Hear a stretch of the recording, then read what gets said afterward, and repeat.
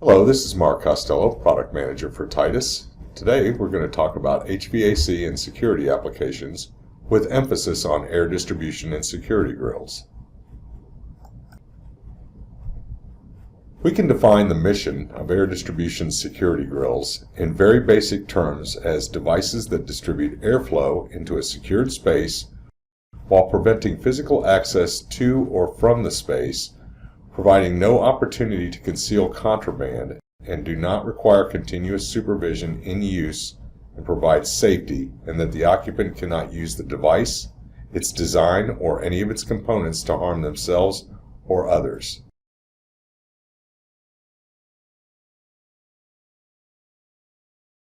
The two primary applications for security grills and diffusers are correctional facilities and mental health facilities, although the robust nature of the security grill construction also makes them suitable for industrial applications. While the requirements for the product in both applications are very similar, the trends on the number of these applications is moving in opposite directions. As far back as the 1970s, state and federal funding for mental health facilities has been dramatically decreased, while funding for correctional facilities has increased. The factors are numerous, but for the most part, mass incarceration took a dramatic turn after the so-called three strikes legislation was passed in 1994. More recently, the immigration detention has been a factor that is part of government policy and accounts for projected increases in detention center construction.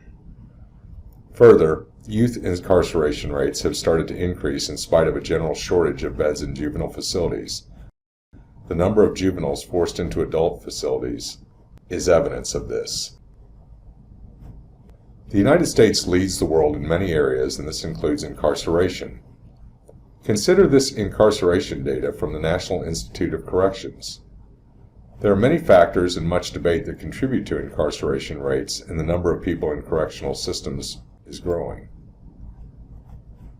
Recent political initiatives have begun to target reversal of mass incarceration trends that began with the war on drugs in the 1980s and continued with the three strikes legislation in 1994. According to the nonpartisan research firm Prison Policy Initiative, decriminalization of drug offenses and budgetary constraints have started to shift nonviolent inmate populations from maximum security facilities to medium and minimum security facilities.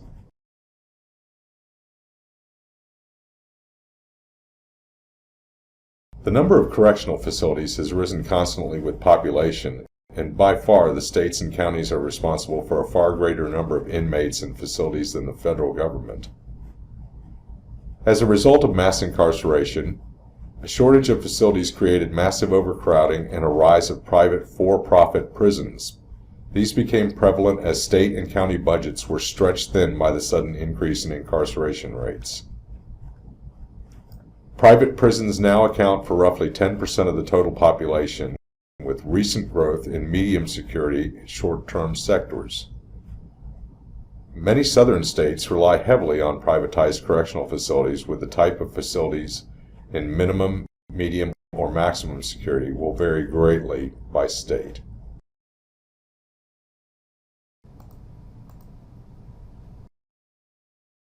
Much of the design for prisons and other detention centers is dictated by the American Correctional Association, which is the corrections industry accrediting body that sets standards for all aspects of facility operation. Many standards are changing or even being eliminated, such as ASTM 750, which was governed the design and construction of maximum security grills until 2004, when it was retired for lack of support. Privatization of the correctional industry has produced changes more quickly than government-operated facilities, and many standards have been revised based on modern prison design, management, and supervision. Direct supervision places officers in constant and direct contact with inmates, allowing them to get to know the inmates and recognize and respond to trouble before it escalates. Officers also become more responsible for the organization, supervision, and control of the daily operation of a direct supervision housing unit, since they are directly within the housing unit. Direct supervision has been credited with reducing vandalism, enhancing inmate and officer safety, and creating a more positive, less stressful environment for inmates and officers. Direct supervision also required new prison design. Local jails had traditionally been of linear design, rectangular buildings with corridors leading to single cells arranged at right angles to the corridor, resulting in intermittent surveillance at best of the cell. Direct supervision brings down barriers, places control stations inside the living areas, and keeps inmates together in day rooms rather than separately in cells. Inmates are aware they're being constantly supervised. Officers can step in quickly to address issues, and electronic monitoring systems providing officers with additional protection. Okay, I'm going to have to read that paragraph again. It's a tough one. 3, 2, 1. Direct supervision brings down the barriers, places control stations inside the inmate living areas, and keeps inmates together in day rooms rather than separately in cells. Inmates are aware they're being constantly supervised. Officers can step in quickly to address issues, and electronic monitoring systems provide officers with additional protection. It is difficult to know the number of facilities operating direct supervision management strategies, but the lower levels of security have changed the products used in these facilities, increased the safety of the inmates and officers, and lowered costs in most.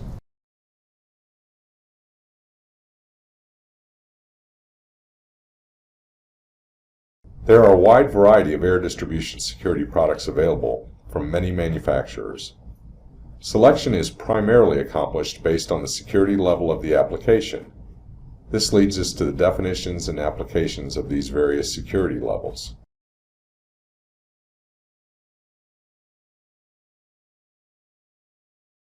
You've probably heard terms like minimum security or maximum security on TV shows like CSI or Criminal Minds. But actually, there are several different levels of prison security. The custody level of inmates is based on mainly their criminal history or history while incarcerated, as well as special requirements or abnormal behavior.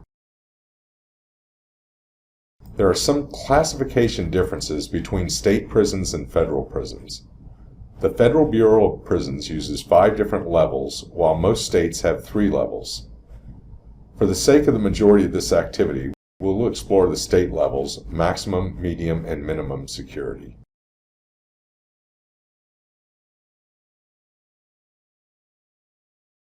The 3 basic levels of security, broadly defined by populace, the amount of supervision, and the type of facility, would follow along these lines. We will define each of these areas in more detail.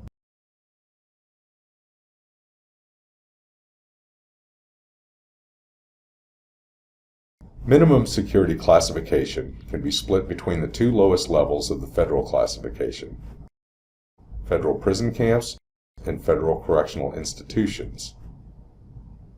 Both types of facilities house low-risk inmates who are not flight risks. They are the most economical facilities to operate, with dormitory-style quarters, unsecured perimeters, and low inmate-to-staff ratios. Economics make the construction and use of these facilities attractive.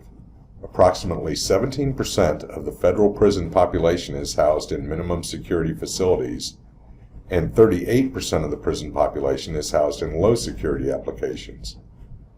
The use of general-purpose commercial mechanical products for low security facilities is prevalent on new and renovation projects.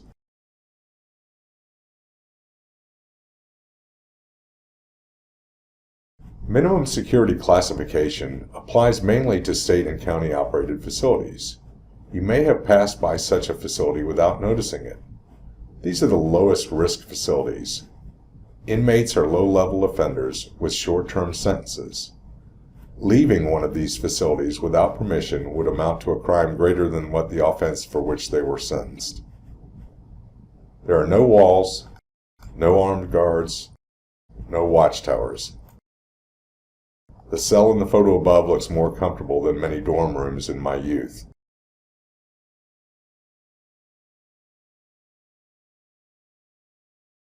The air distribution devices for these facilities are usually conventional grills and diffusers, often with a restrictive faceplate such as a lattice grill.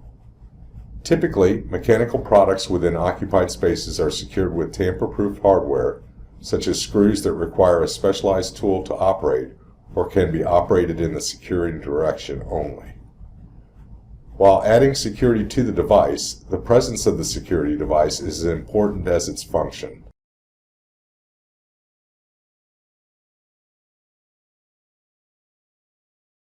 In many correctional facilities, minimum security devices are used in lobbies, waiting rooms, visiting and meeting areas, and in this case, a louvered diffuser is installed in a metal panel ceiling. The diffuser, ceiling panel are sandwiched by a lattice grill face and a mounting angle. Tamper-proof hardware is used to secure the device. The requirements for state facilities vary, with many not requiring secure distribution devices at all for common areas with constant supervision.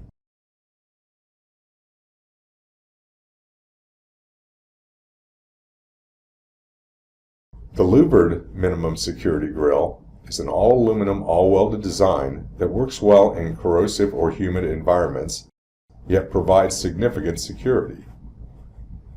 This type of grill is ideal for shower, bathroom, and kitchen areas. The 1/8 inch thick frame, blades, and sleeve provide security with the corrosion resistance of aluminum. These grills are also great for coastal areas and spaces that are hosed down. These are perfect for high sidewall applications in level 2 environments. The units pictured above are being used in return grills to draw steam from the shower area.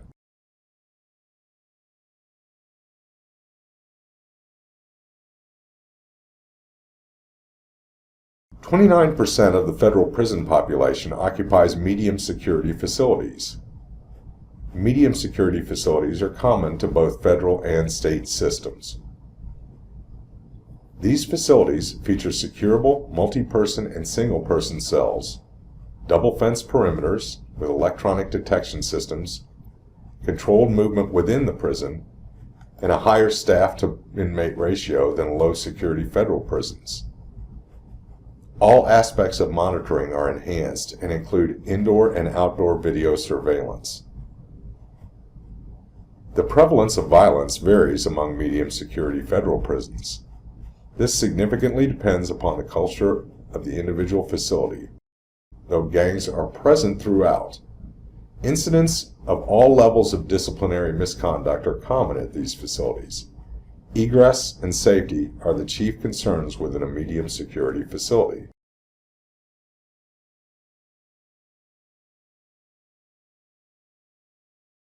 Medium security products are utilized in areas that are supervised much of the time, but where there are brief periods of non-supervision. Common medium security applications include common bathroom and shower areas, activity areas, and day rooms. Many aluminum products fall in the medium category because of the difference in hardness between aluminum and steel or stainless steel. Medium security products can obviously also be used in minimum security areas. Minimum security products do not generally have face-mounted hardware, and face design limits the ability to conceal and store contraband within the product. Often, medium security products feature overlap maximum security product features, including limited size face openings and mounting methods and options.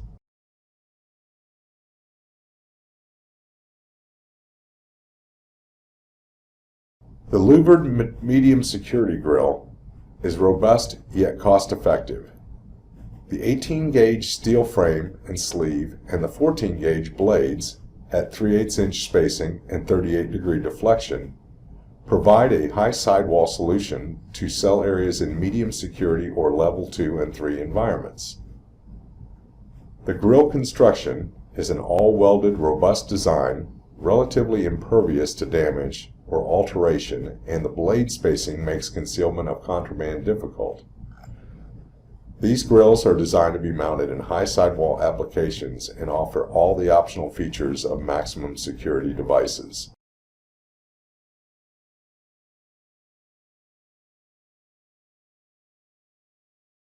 The barrier grill may be familiar in appearance as it resembles the long-time design of crossbars on jail cells. These barrier grills are used as egress prevention devices in air ducts or window openings. The all-welded construction offers open spaces no larger than 6 by 6 inches. Hardened or tool-resistant bars may be specified for critical performance requirements.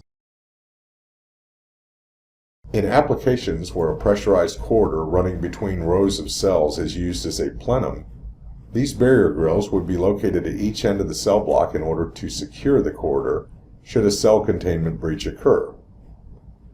Barrier bars with sleeves can be used for transfer purposes, particularly to traverse unsecured space between secured areas. In the event you're wondering about the 6 by 6 criteria for the open spaces between barrier bars, that is determined to be a space in which even the smallest human cranium cannot pass.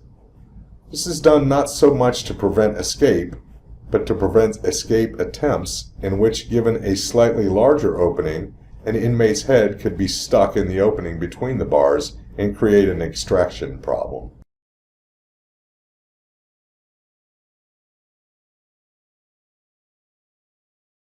High-security federal facilities house approximately 12% of the federal prison population. Securable single and multiple person cells, perimeters with multiple reinforced fences or walls, guard towers and other shooting platforms for armed guards, strictly controlled movement within the compound, and the highest staff-to-inmate ratio. The level of monitoring and video surveillance is significant at all high-security federal prisons. Gangs are a dominant presence, and racial and gang violence is rampant at the high-security level. Homicides are not common, but are not unheard of, as physical encounters often involve some type of prison-made weapon, such as a shank. Other incidents of disciplinary misconduct are frequent and often a high severity level. Inmates ineligible for placement at lower-level security prisons are housed at high-security federal prisons. Maximum security facilities are the most expensive correctional facility to build and operate. Therefore, few counties are in the maximum security business. The significant expense of these types of facilities is also the main reason for the rise in privatization of maximum security facilities.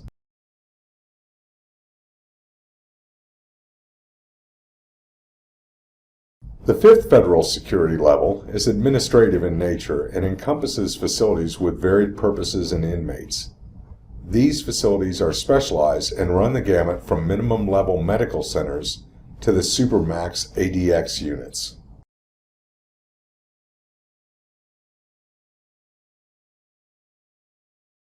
Maximum security prisons, also known as high security in the federal prison system, house some of the worst criminals out there. These criminals have a violent history and have committed violent crimes while incarcerated.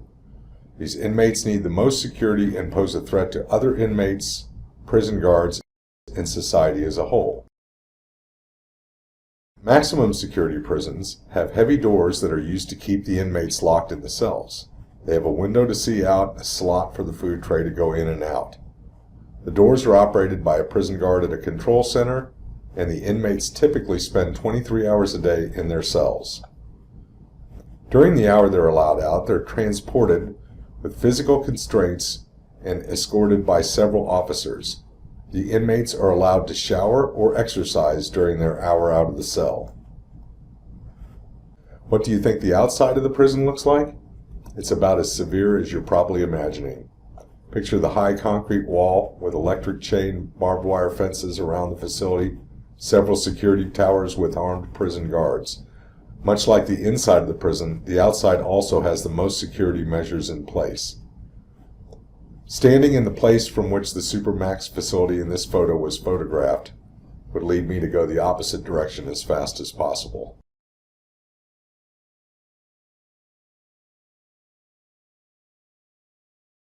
The round perforated face security grille is one of the most popular styles of security products. It possesses a high effective free area while restricting storage of contraband by the use of 5/16 diameter holes. The grille utilizes a 3/16" thick faceplate.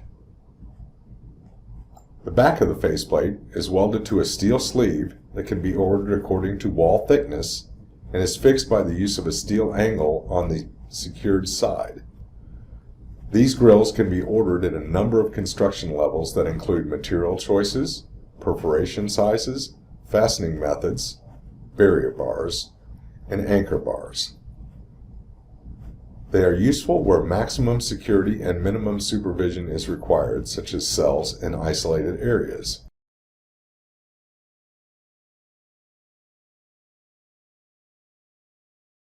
The square hole perforated grille provides three-tier steel construction for maximum opposition against penetration. The faceplate is constructed of one layer of 3/16" thick hot-rolled steel with 1/4" hot-rolled steel backer plate. These plates are manufactured with 2" square openings for air distribution. Sandwiched between the two plates is a 10-gauge 3/8" wire mesh to counter the insertion of articles into the duct. These maximum security grilles were both specifically detailed in ASTM 750, which was discontinued in 2004 due to lack of interest in maintaining the specification. Without a doubt, the largest safety concern in correctional facilities is self-harm and in particular suicide. Please note that the industry is quick to use suicide deterrence and not suicide prevention. Stopping someone who's determined to end their own life is extremely difficult without 100% round-the-clock supervision, a costly preventative measure. With approximately 7 to 80% of the inmate population suffering from addiction or mental illness, prevention of self-harm is an integral part of correctional and mental health facilities. Interestingly, there are few standards that spell out specifically how a grille should be constructed so as to deter suicide. California Title 24 created a specific sentence regarding the 3/16" diameter of the hole sizes used in perforated suicide deterrent grilles. Recently, the New York State Office of Mental Health has come out in disagreement with Cal Title 24 and saying they're too generous in recommending a 1/8" diameter perforation. The other two main governing bodies are more vague in their description of the devices required. In essence, there are two accepted styles of grille construction for suicide deterrent.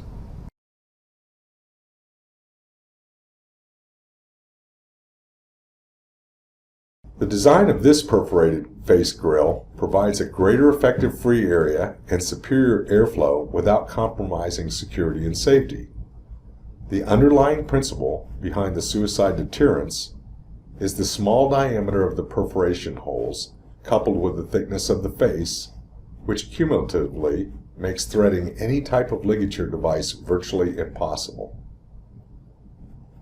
These small diameter perforated face suicide deterrent grilles comply with the National Institute of Corrections guidelines for suicide prevention and California Title 24.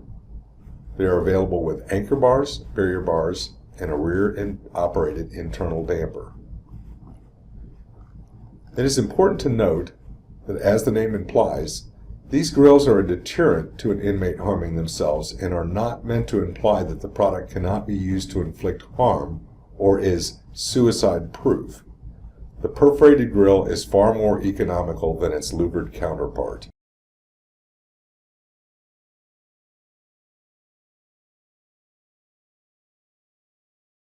This louvered suicide deterrent grille is primarily designed for overhead mounting and is constructed with V or W-shaped louvers that prevent the stringing of a ligature device through the grille. While still no guarantee of being a suicide-proof device, the louvered grille is a more costly alternative to the perforated device.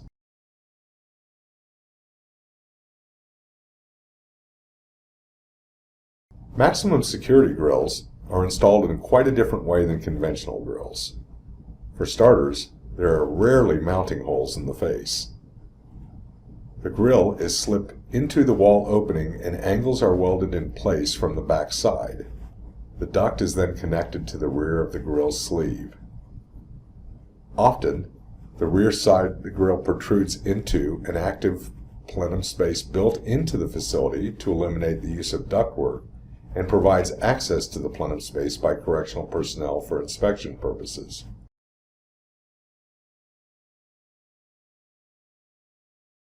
In this scenario, the grill is installed as an integral part of the wall.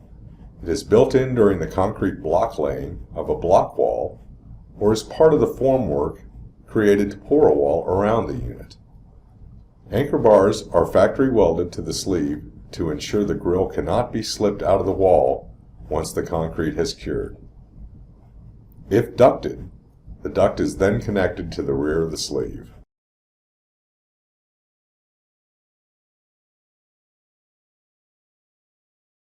A transfer grill is usually two perforated grill faces with a sleeve welded between them.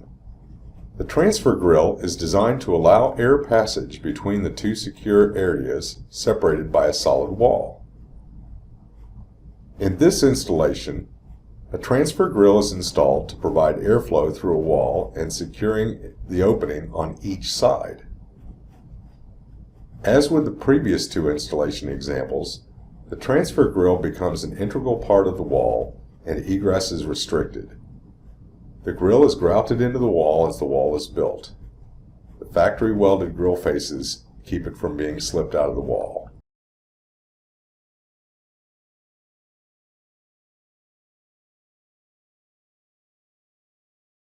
Originally known as the St. Louis County Justice Center until 2004, the Westfall Justice Center provides a safe and secure environment for staff to monitor and supervise incarcerated individuals. The 14-story, 528,000 square foot Justice Center contains 960 jail cells, 3 criminal courtrooms, 1 grand jury room, an evidence processing room, office spaces, and spaces for medical treatment.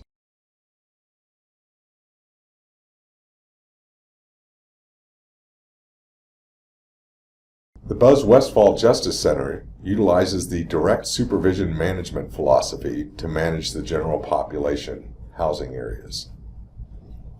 This style, unlike the traditional linear jail style, places correctional officers directly within the inmate living units and provides the officers with immediate visual observation and continual interaction with the inmates. This constant, proactive monitoring of the inmates allows the officer to handle problems before they get out of hand. The use of conventional slot diffusers was possible because of the direct supervision and high ceilings.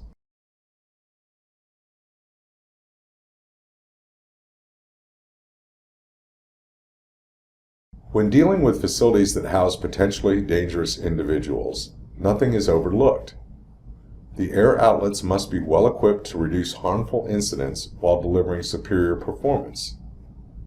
Titus has supplied several security products for this facility. The perforated maximum security grill was the primary security grill featured within the cell block areas of the Justice Center. It is a maximum security grill that provides superior performance without compromising security and safety. Another feature of this grill is that it prevents the concealment of potentially dangerous or lethal objects.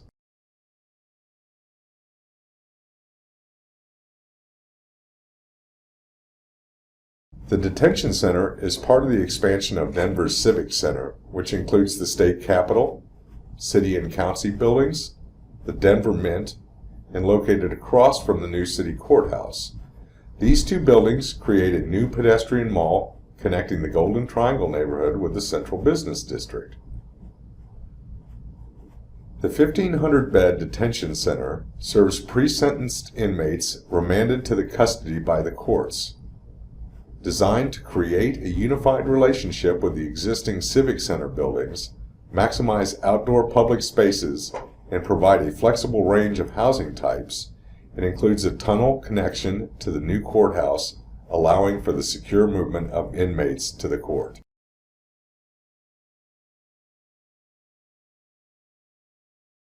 The detention center features high ceilings in common areas in which there is constant supervision when occupied.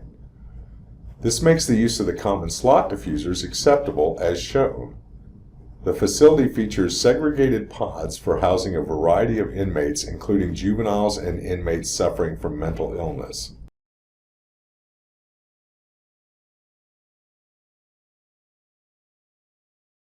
Because the cells are constantly monitored by video cameras, medium louvered security grills were used to provide excellent performance in the cells. The medium security louver grill is used in high sidewall applications so that an unobstructed view of the grill and other mechanical components is always visible to the camera via the door and window.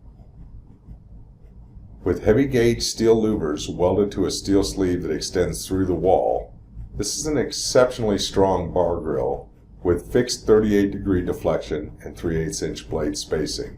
14 gauge blades mean there is little room for concealment of contraband. Like most industries, the correctional industry is evolving and changing. From the direct involvement managing policies to multifunctional facilities and the downgrading of low-risk inmate security status and reduction of mass incarceration policies, the methods, models, products, and practices of the past are giving way to new ideas and new ways of thinking about corrections. While this industry will be around forever, the types of products we use and specify will certainly change. For more information on these case studies and others, please visit our website at www.titus-HVAC.com. The case studies can be found under the Literature tab. Thank you for joining us today for this webinar, and now we take your questions.